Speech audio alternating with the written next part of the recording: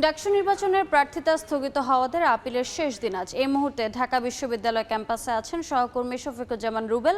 সরাসরি যাচ্ছি তার কাছে। রুবেল, ডাকসু নির্বাচনে যে মনোনয়নপত্র জমা পড়েছিল 509 জন, তার মধ্যে যাচাই বাছাই শেষে যে 462 জন প্রার্থী এখন পর্যন্ত বৈধতা পেয়েছে এবং বাকিদের জন্য আজকের দিনটি আসলে শেষ হিসেবে ধার্য করা হয়েছে। তাদের প্রার্থিতা যে স্থগিত করা হয়েছে সেটা পুনর্বিচারের জন্য কিন্তু আজকে আপিলের শেষ দিন ধার্য করা হয়েছে। আজকে পর্যন্ত আমরা জানি যে সকাল 11টা পর্যন্ত আপিল করেছেন মোট 28 জন প্রার্থী। আমরা যেটা জানাচ্ছিলেন কিছুক্ষণ আগে নির্বাচন রিটার্নিং কর্মকর্তা।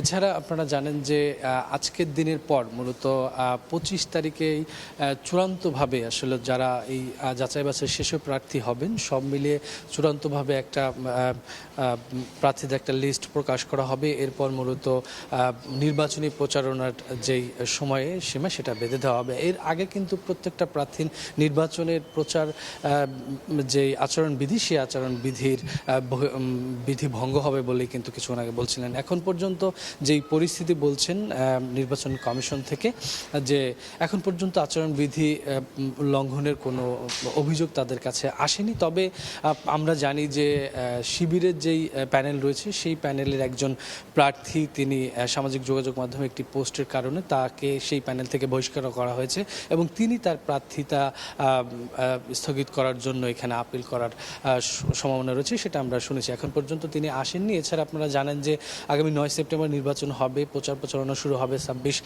আগস্ট থেকে। এর আগে কেউ প্রচারণা করতে যেমন পারবেন না। এছাড়া কোনো ধরনের টিপলেট যাতে কোথাও না হয় সে বিষয়টা কিন্তু খুব কঠোরতার সাথেই দেখা হচ্ছে। সব মিলিয়ে এখন পর্যন্ত 48 জন ভিপি ও পদে কিন্তু লড়াই করে যাচ্ছেন। তো এই পর্যন্ত যদি বলা যায় যে খুব সুশৃঙ্খলভাবেই ডাকসু নির্বাচনের কার্যক্রম চলছে। তো সব মিলেই ছিল এই মুহূর্তে।